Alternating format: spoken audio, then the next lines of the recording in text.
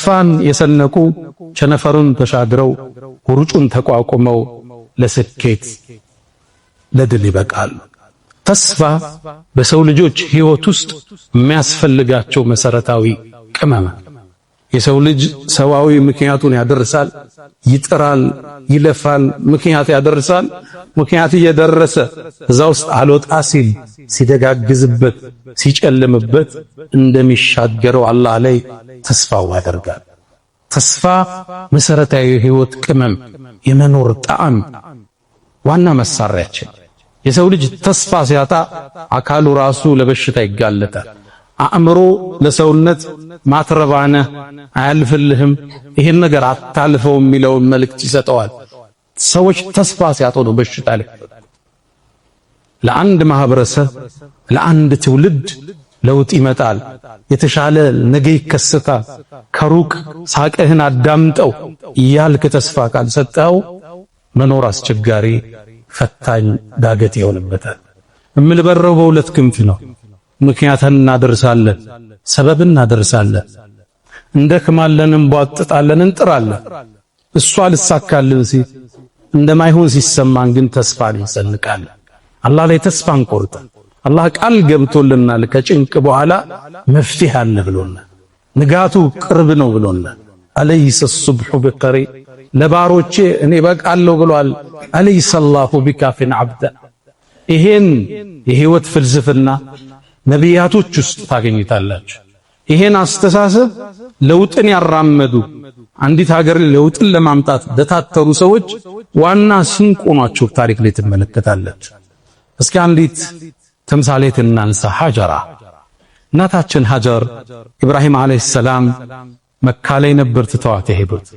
ያኔ መካ እሰቡት ሰው የለም፣ የሚንቀሳቀስ እንስሳ የሌለበት ምድረ በዳ። ያኔ መካ ዛፍ ሳር የሌለበት ውሃ የሌለበት ለጥ ያለ በረሃ ነው። መካን ያኔ ስትመለከታት ካዕባ ያልተገነባባት በፀሐይ የጠቆሩ ተራሮችን የያዘች ነፋስ በሚያነሳው አቧራ የተሞላች ምድረ በዳ ከህፃን ልጇ እስማኤል ጋር ኢብራሂም አስቀምጠዋት ተመለሱ። እዚህ ውስጥ ምን ይታያችኋል? ሞት እንጂ እዚህ ውስጥ መጥፋት እንጂ ምን ይታያችኋል? ሀጀርም ደነገጠች። ኢብራሂም ጥሏት ሲሄድ ለማን ነው የምትሆን? መልስ የለም። ጠየቀች፣ መልስ የለም። አላህ ነው እንዲያዘዘ አለችው። በአንድ ዘገባ ራሱን ብቻ አንቀሳቀሰ ይላል ነብዩላህ ኢብራሂም። አንድን ቃል ተናገረች፣ ተስፋን ያዘለ እንደሱ ከሆነማ አላህ ይጥለንም አለች። ሀጀር ተቀመጠች። እዛ ምድረ በዳ ላይ የያዘችው ውሃ አለቀ፣ ምግቧ አለቀ፣ ጡቷ ደረቀ። ሕፃኑ እስማኤል ያለቅሳል አለይሂ ሰላም። ያኔ ምን ታድርግ? ልጇን ጠቅልላ አስቀምጣ ሰው ባገኝ ረጅ ባገኝ ብላ ሶፋና መርዋ ተራራ ተመላለሰች። ከሶፋ ትነሳለች፣ ወደ መርዋ ተራራ ትወጣለች። መሃል ላይም ሶምሶሞ አለ መሮጡ። እንደገና ትወጣለች 7 ዙር ተስፋ አርጋለች። ሰበብን ግን አልተወች። ሩጫውን ሶምሶሞውን አልተወች። መጨረሻ ላይ መርዋ ተራራ ስትመለስ ልጇ ጥግ አንድ ፍጡር ቆሟል። ለካ አላህ ጀብራኢል ልኮት ነበር። ሩጣ መጣች ልጇን ልታድን። ማነሻ አንቺ አላት ጅብሪል። ሀጀር ነኝ አላለችው። ምክንያቱም ሀጀር ከሷ ይልቅ ኢብራሂም እንደሚታወቅ በሰማይ ሰዎች ታውቃለች። እኔማ የኢብራሂም የልጁ እናት ነኝ አለች። ኢብራሂም ለማን እዚህ ምድረ በዳ ላይ ተወሽ አላት። ለአላህ ነው ተወኛለች። በርግጥ ለሚበቃሽ ጌታ ነው ተወሽ አላት። አፈሩንም ማሰው ዘምዘም ውሃው ወጣ። ያነ ዘምዘም ዋህዶ እንዳያልቀባት ዙሚ ዙሚ ዘምዘም የሚለው ቃል ከሱ ነው የመጣ። ገደበች። እሷ ውሃውን እየጠጣች ከርቀት ጁርሁም የሚባል ጎሳ በመካ ጥግ ያልፈ ውሃ ያለበት ቦታ ላይ ከላይ አሞራዎች አጥለዋል። እዚህ አካባቢ ውሃ አለው ብለው ሲመጡ አንዲት ሴት ከሕፃን ጋር ይሄን ውሃ እንድንጠቀመው ትፈቅጃለሽ አሏት። በሷ ኃላፊነት አላህ ጎረቤት ሰጣት፣ ዘመድ ሰጣት። መካን ቆረቆረች። ባዶ ምድረ በዳ ወና ከሆነ ቦታ ላይ ተስፋ ይታያችኋል? ዛፍ የሌለበት ሳር፣ ውሃ የሌለበት እንስሳ የሌለበት እዚህ ድቅድቅ ጨለማ ውስጥ ነገን ማማተር ብርሃንን ማማተር የነቢያቶች ትልቅ አቅም። ነቢዩላህ ኢብራሂም ባሏንም ብትወስዱ ጣዖታትን ሰበርክ ብለው ሊያቃጥሉት ተነሱ። እሱን ለማቃጠል እንጨቶችን ሰበሰቡ ለወራት። እሳቱን ሲያነዱት ከላይ ላይ የሚያልፉ አዕዋፋት እየጠበሳቸው ይወድቁ ነበር። ተስፋው ግን እንደሰነቀ ነው። በወስፈንጠርን እሳት ውስጥ ጨመሩት። ተስፋው ላይ እንደጸና ነው ኢብራሂም አለይሂ ሰላም። እሳቱ ነዶ ከቀናት በኋላ ኢብራሂም ሲወጣ የተቃጠለው የታሰረበት ገመድ ብቻ ነው። ነቢያቶች ትልቁ ስንቃቸው ተስፋ ነው። አላህ ዘንድ ያላቸው እውነተኛ ተስፋ አላህ አይጥለንም፣ ይህን ችግር እንሻገረዋለን፣ ፈተናውን እናልፈዋለን ቢለው ስንቃቸው።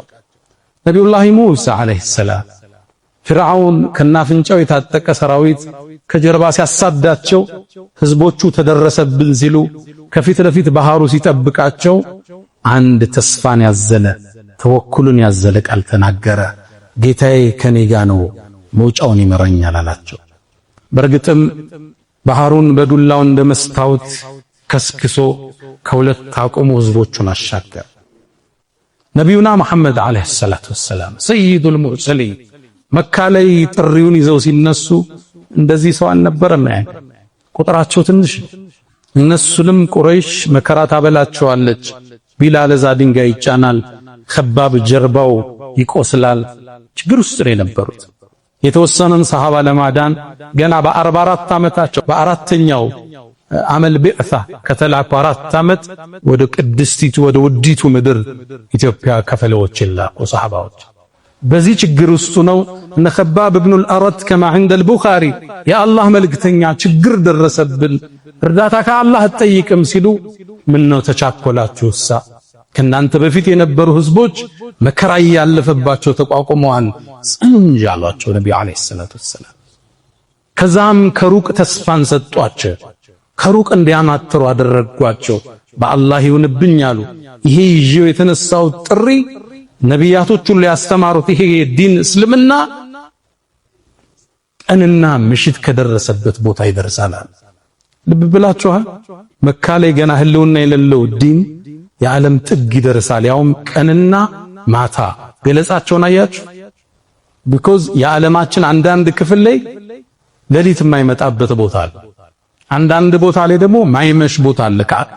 ከዓለማችን የነብዩ ገለጻ ጥልቅ ቀንና ምሽት ከደረሰበት እንዴት አይነት ተስፋ ነው! ምን አይነት ስንቅ ነው ነብዩ አለይሂ ሰላቱ ሰላም ያዙ። ይሄን ዲን አላህ የድንጋይም ያፈርን ቤት ውስጥ ይከተዋል። ይሄው ዛሬ አርደል ሐበሻ ላይ የሳቸው ተከታይ 70-80 ሚሊዮን ገደማ ደርሷል። አልহামዱሊላህ ረብል ዓለሚን። ያኔ ያዩት ተስፋ ስንቅ አጸናቸው ሰሃባዎች። ታዲያ የመካም ቆይታቸው ተጠናቆ ወደ መዲና ተሰደዱ። መዲና ላይ እንደደረሱ ቁረይሾቹ የሳቸውን መኖር ስላልፈለጉ ሊያጠፏቸው ዘመቱ። ገዝዋ አልአሕዛብ የምንለው ጭፍሮቹ መጡ። 10,000 ጦር ይዘው ነው የመጡት። ገጠፋኖች፣ ቁረይሾች፣ ከውስጥ ደግሞ ይሁዶች።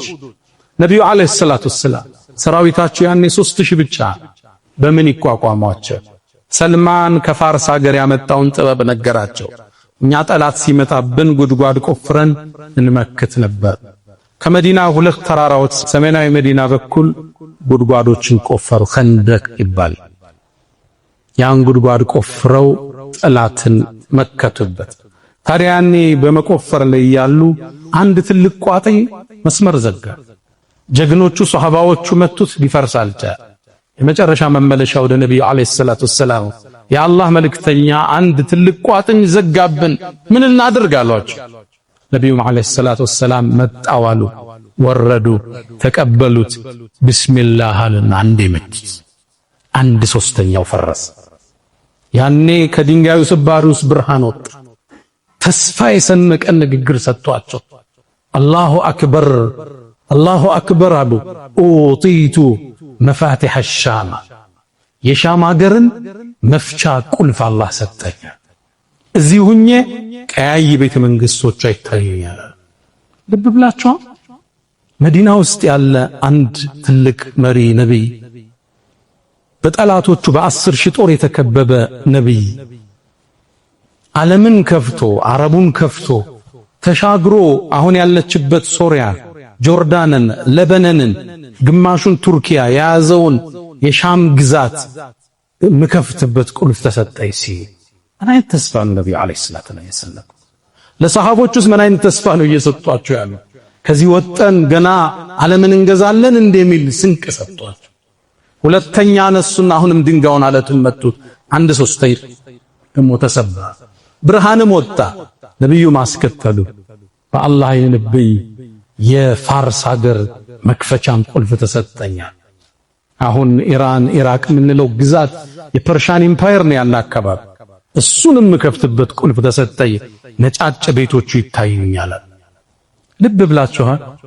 አሁን አንድ ገጠር ላይ ያለ ግለሰብ የዋይት ሃውስ ቁልፍ ተሰጠኝ ቢላችሁ ወይም የሩሲያው ክሬምሊን ቤተመንግስት ቀዩ ቤተመንግስት መክፈቻ ቁልፍ አግኝቼ ሁለቱን ግዛት እቆጣጠራለሁ ቢላችሁ ሩቅ ተስፋ ነው አይደል? ረሱሉ ግን ይሄን ነበር የሰለም። ይሄን የሰሙ ሙናፊቆቹ በነብዩ ላይ ያሾፉ። እንዴ የአላህ መልእክተኛ እኛ ወጠን ሽንት ቤት መጠቀም አልችል ብለን ገና ሄደን ከፍታለን ይላሉ። ማ ወዐደና አላሁ ወረሱሉሁ ኢላ ጉሩራ። ይሄ የውሸት ቃል ኪዳን ነው። ሶስተኛም መጡት፣ አመድ ሆነ፣ ብርሃንን ፍንጥቅ ብሎ ወጣ። የየመን መክፈቻ ቁልፍ ተሰጠኝ።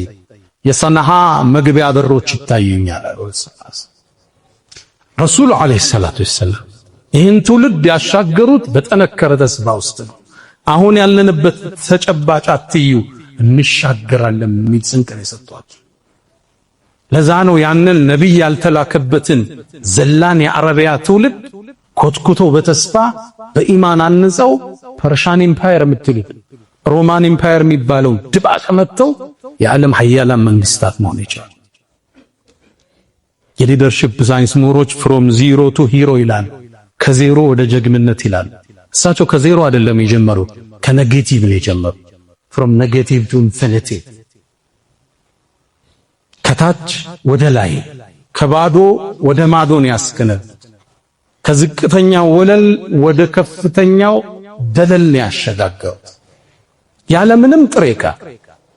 ያንን ዘላን ትውልድ መሳሪያ የሌለው ቴክኖሎጂ የሌለው ሀብት የሌለው እንዴት አደራጅተው ዓለምን መሩ ይላል ማይክል ኸርት የሚባል የዘመኑ ጸሐፊ the 100 influential person on history የሚለው መጽሐፉ ዓለምን የለወጡ 100 ሰዎችን ታሪክ ሲጠቅስ ቁጥር 1 ያመጣው ሙስሊም አይደለም ነብዩ መሐመድ ሰለላሁ ዐለይሂ ወሰለም ቁጥር 1 ነው ያሰለፋቸው።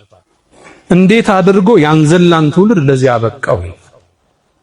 ምንም አቅም ያልነበረው እንደየወሩት እንኳን ዘላል ነው ብለው የተውትን ህዝብ የዓለም ሚሊቴሪ ኢምፓየር መስራች አረበው ይላል። ተስፋ የህይወት ስንቅ፣ የመኖር ጣዕም፣ የህይወት ለዛ መንገድ ላይ ያዝም መንገድ ላይ ያበርቺ። የሰው ልጅ በተስፋ ነው የሚሆነው። ተስፋ ሲያጣ የሰው ልጅ ወደ በሽታ ውስጥ ይወድቃል።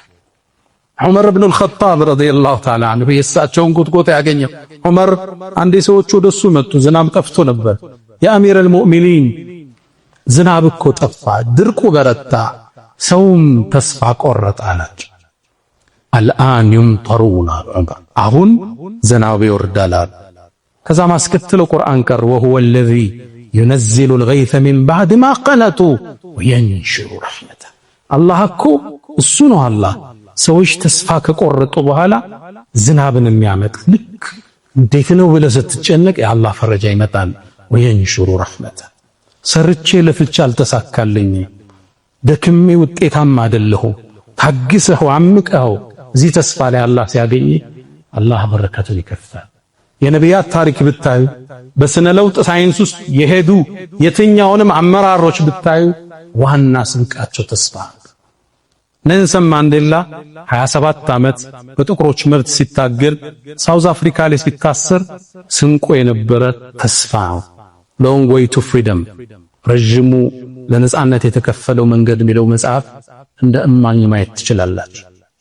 ዊንስተን ቸርችል የናዚ ጦር የጀርመን ጦር እንግሊዝን ሲደበድብ ፈንጆችን ሲያዘንብባቸው ለእንግሊዝ ህዝብ ተስፋ ባይሰጡ ኖሮ እንግሊዝ ተበታትና